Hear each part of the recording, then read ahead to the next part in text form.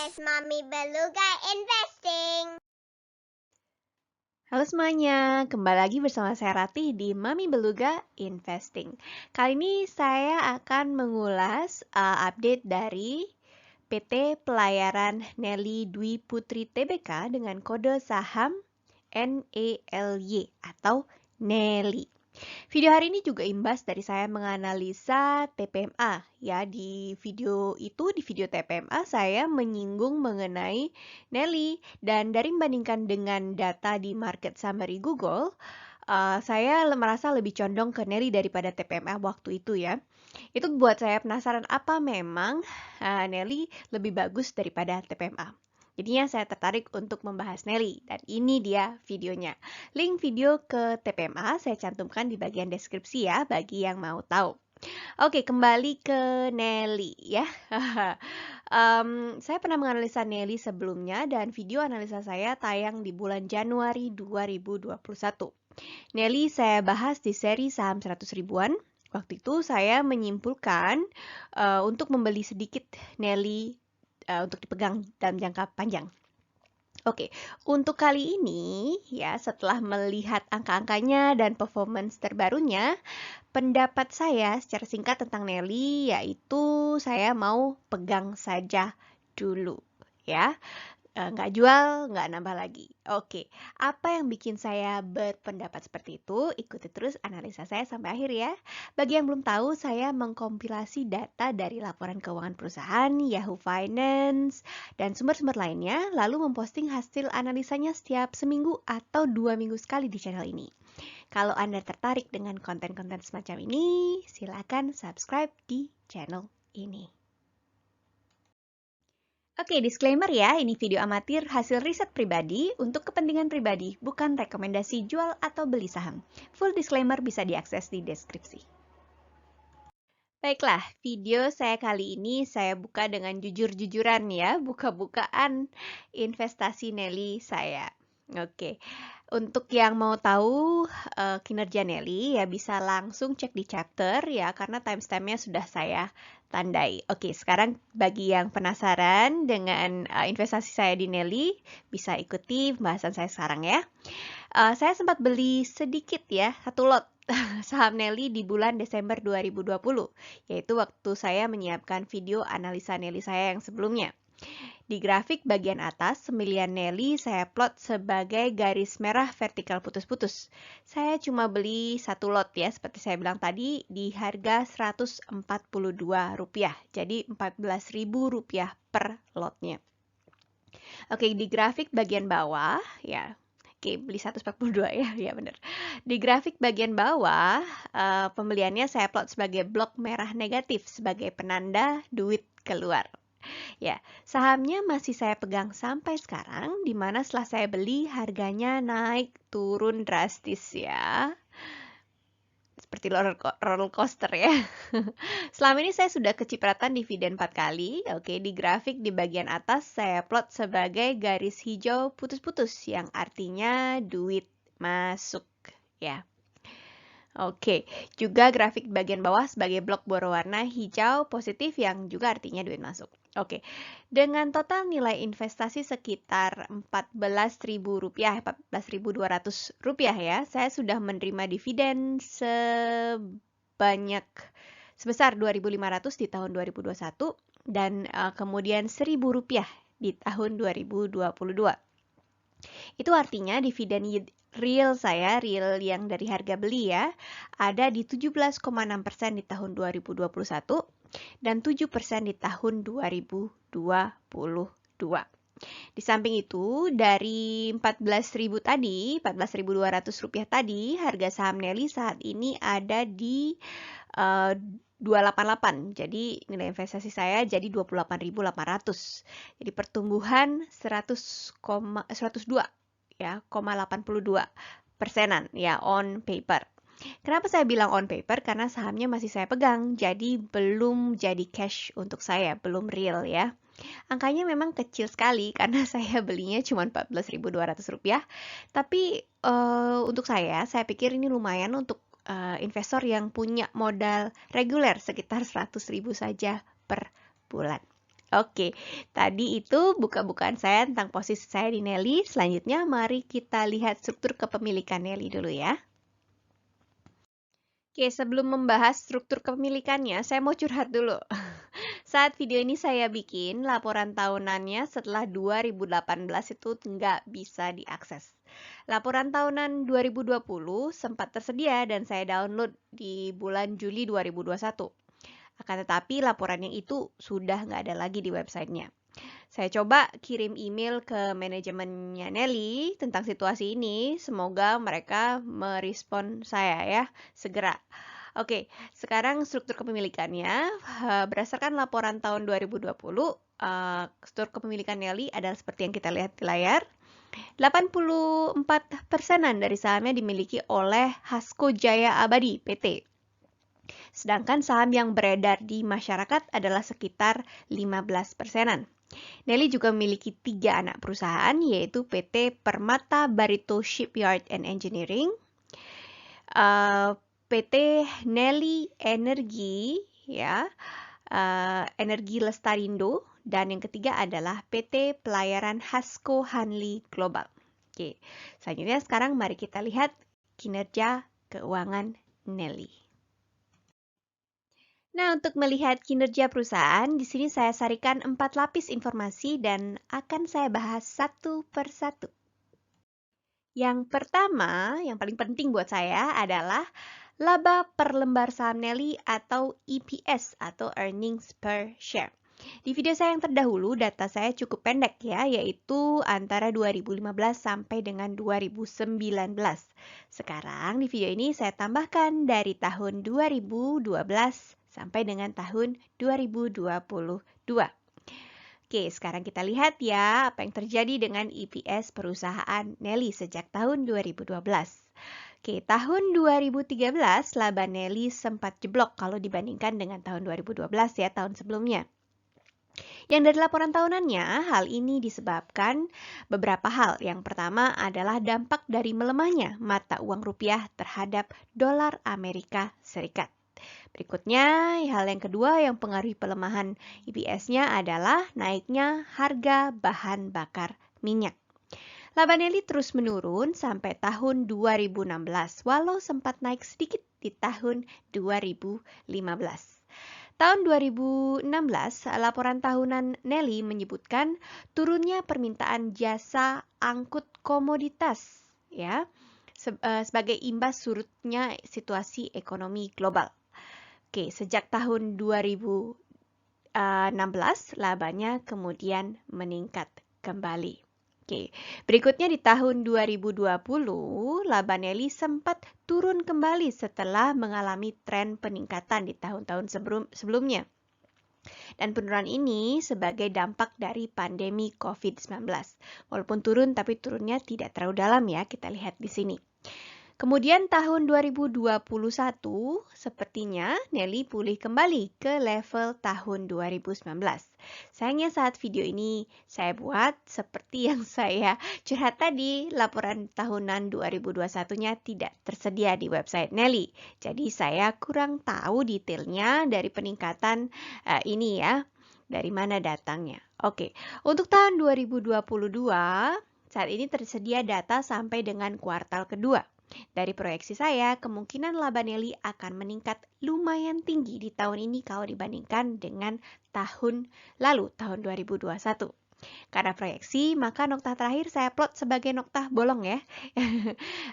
Cuma lingkaran merah saja ya, dihubungkan dengan garis putus-putus. Oke, berikutnya selanjutnya mari kita lihat situasi hutang dari Nelly.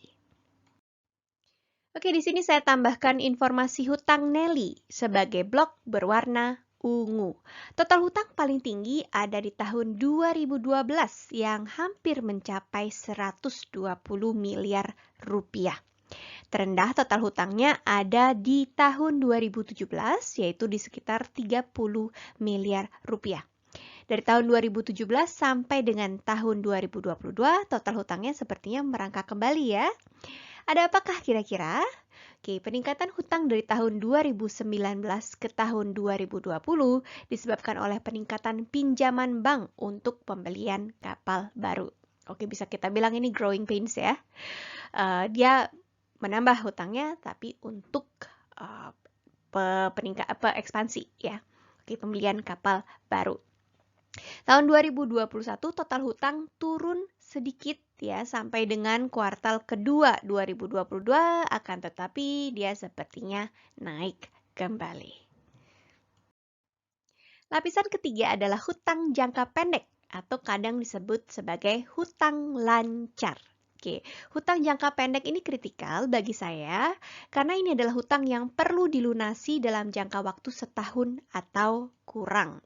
Biasanya hutang jangka pendek berisi hutang usaha, hutang pajak, dan hutang dividen. Oke, hutang jangka pendek di sini saya plot sebagai blok berwarna merah jambu atau pink. Kita lihat hutang jangka pendek Nelly paling tinggi ada di tahun 2013. Sempat turun sampai tahun 2017 ya. Dan kemudian merangkak naik kembali. Ya, dan kemungkinan untuk 2022 bakal lebih tinggi bahkan daripada tahun 2013. Hutang jangka pendek Nelly sampai kuartal kedua tahun 2022 ada di kisaran 60 miliar rupiah. Oke, untuk melihat kesiapan Nelly menghadapi hutang jangka pendek ini, saya perlu lihat situasi cash dari Nelly. Di sini saya plot cash di kantong Nelly ya sebagai blok berwarna hijau. Hal ini yang saya ingin lihat dari grafik ini adalah blok berwarna hijau lebih tinggi daripada blok berwarna merah jambu. Oke, menurut saya kalau blok berwarna hijau atau cashnya lebih tinggi daripada blok berwarna merah jambu atau hutang jangka pendeknya, ini bisa mengurangi resiko perusahaan terkena masalah likuiditas ya, artinya nggak mampu bayar hutang jangka pendeknya. Oke, dari data yang kita punya di layar dari tahun 2012 sampai dengan tahun 2022, sebagian besar cash Nelly lebih tinggi daripada hutang jangka pendeknya. Hal ini menurut saya hal yang bagus. Ya, tapi ada beberapa tahun di mana cash Nelly tidak menutupi hutang jangka pendeknya, yaitu di tahun 2013, 2014, dan sepertinya tahun ini, tahun 2022. Untuk 2022 saya plot cash-nya sebagai blok jaring-jaring karena datanya belum setahun penuh, tapi hanya sampai dengan kuartal kedua 2022. Nah, sekarang kita lanjut ke bagian favorit saya, yaitu dividen. Seperti biasa, di sini saya plot 3 lapis informasi. Pertama adalah besaran dividen per saham sebagai nokta hijau dihubungkan dengan garis hijau. Di tiap nokta, saya beri angka besaran dividennya dan prosentase terhadap laba per saham atau payout ratio. Kita tahu kalau penghasilan tahun ini dibagikan sebagai dividen di tahun depan. Jadi untuk memudahkan perbandingan nilai dividennya saya geser 1 tahun. Artinya dividen yang misalnya dibayar di tahun 2017 saya cantumkan sebagai dividen tahun 2016. Dividen yang dibayarkan tahun 2018 saya cantumkan di plot sebagai dividen 2017 dan seterusnya. Lalu saya plot kembali EPS atau laba per sahamnya sebagai pembanding. Di layar kita lihat EPS-nya saya plot sebagai nokta berwarna merah dengan garis berwarna merah. Di layar lagi, secara garis besar kita lihat selama periode 2012 sampai dengan 2022, payout ratio dividen Nelly atau perbandingan antara dividen dengan EPS-nya adalah cukup fluktuatif. Ada kalanya seperti di tahun 2012, payout ratio-nya ada di 20%, yaitu seperempat dari PS-nya. Cukup kecil. Dan ada kalanya jumlahnya sangat besar, yaitu di tahun 2020 untuk dividen yang dibagikan tahun 2021 ya. Angkanya di 133%, yaitu melampaui EPS-nya. Di tahun 2021, kita lihat di grafik sebelumnya, cash Nelly melampaui hutang jangka pendeknya. Jadi kemungkinan memang waktu itu Nelly mampu jor-joran membagikan dividen. Untuk tahun ini, tahun 2022, dari earnings atau laba tahun 2021, Nelly sudah membagikan dividen sebanyak 1 kali di angka Rp10. dengan payout ratio sekitar 45% jadinya ya, kurang sedikit dari setengah dividennya. Dan saya rasa angka payout ratio ini masih cukup aman.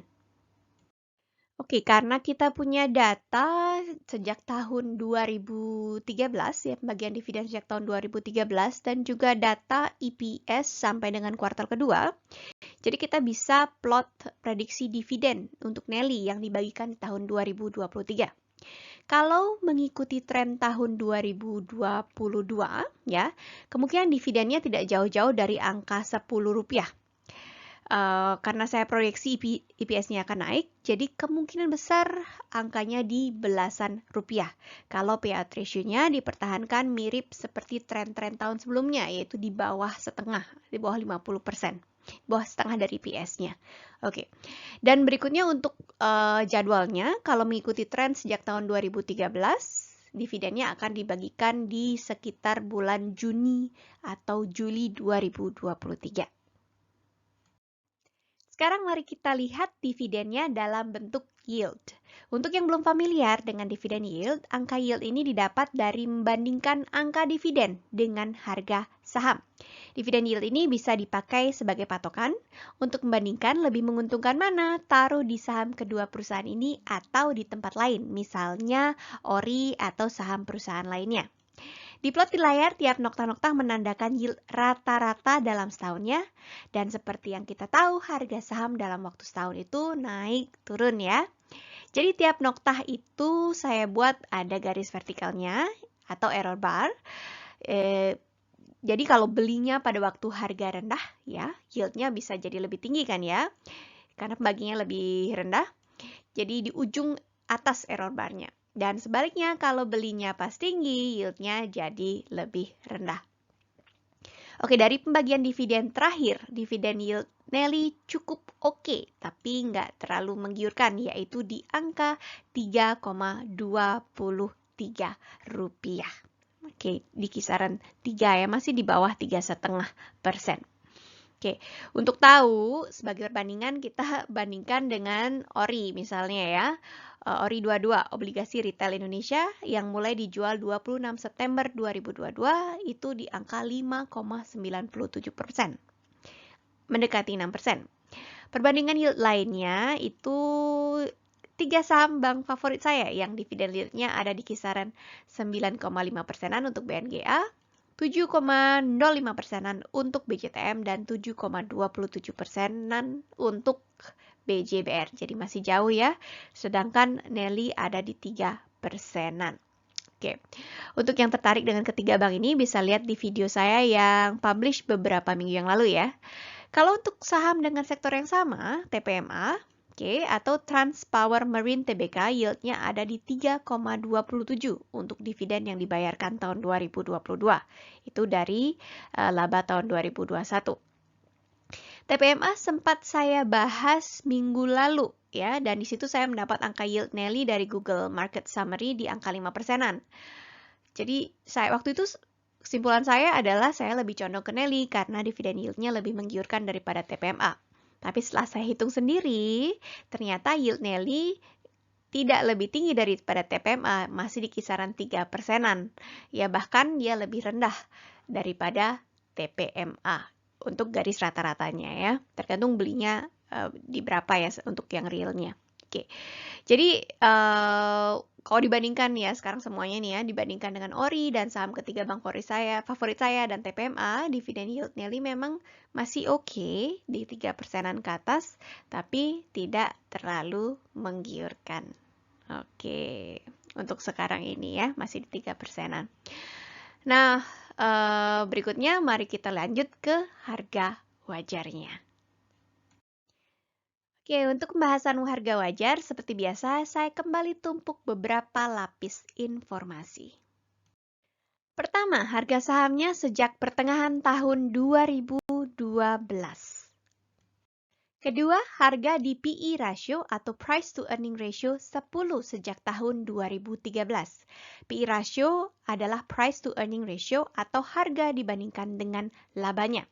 PE ratio 10 artinya harga perusahaannya ada di angka 10 kali lipat dari labanya. Berikutnya, harga di PE ratio 15 sejak tahun 2013. Nah, kemudian harga di PE ratio 20 sejak tahun 2013.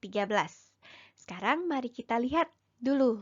Pertama, bagaimana tren harga saham Nelly sejak tahun 2013.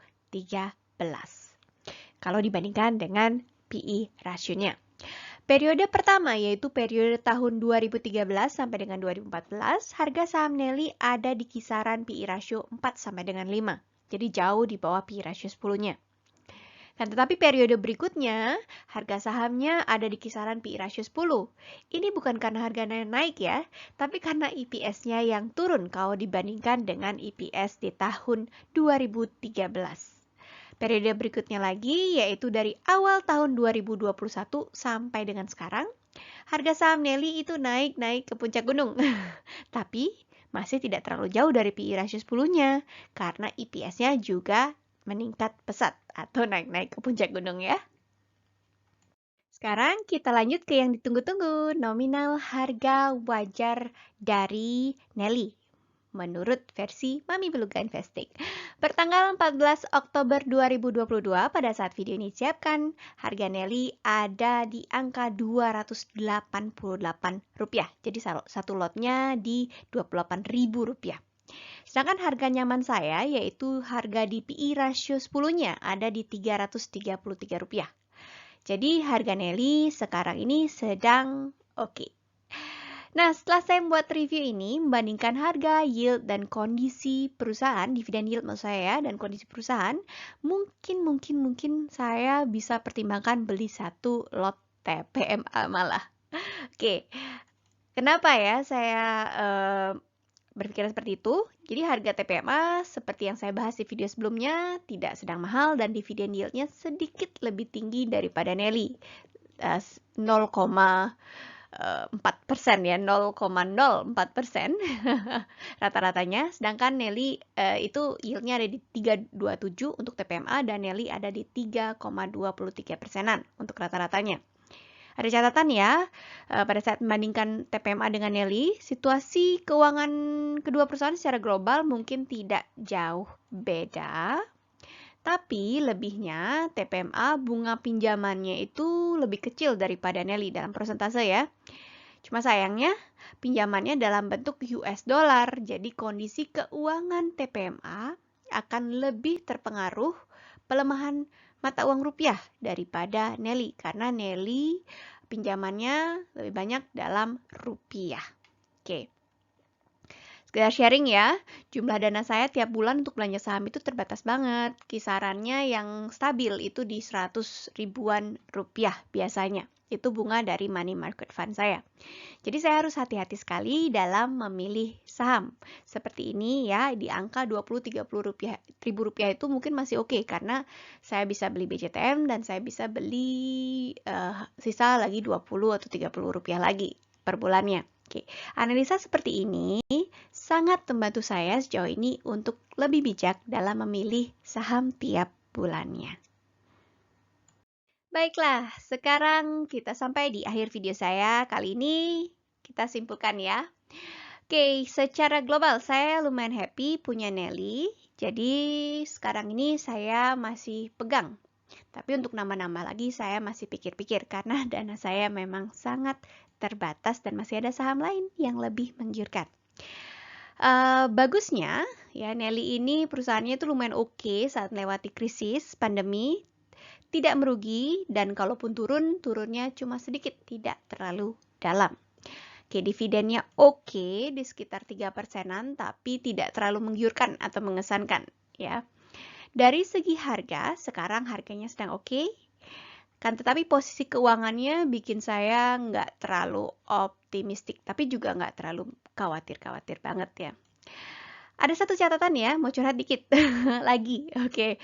Yang bikin saya nggak happy untuk saat ini dengan Nelly ini, yaitu saya nggak bisa akses laporan tahunannya yang tahun 2018 ke atas di website site-nya.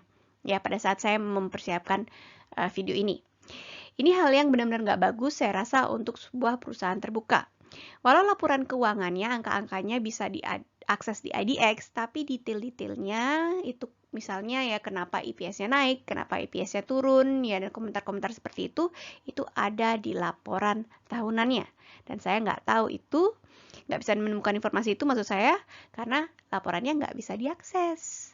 Oke, sekian curhat saya dan sekian video saya kali ini. Ikuti terus perjalanan saya untuk berinvestasi ya. Jangan lupa untuk subscribe dan like supaya saya lebih bersemangat lagi untuk membuat video-video seperti ini. Channel ini juga tersedia dalam versi podcast melalui Anchor FM, Spotify, Google Podcast, Apple Podcast, dan platform podcast lainnya. Makasih udah nonton. Sekian video saya kali ini. Sampai ketemu di video selanjutnya. Bye!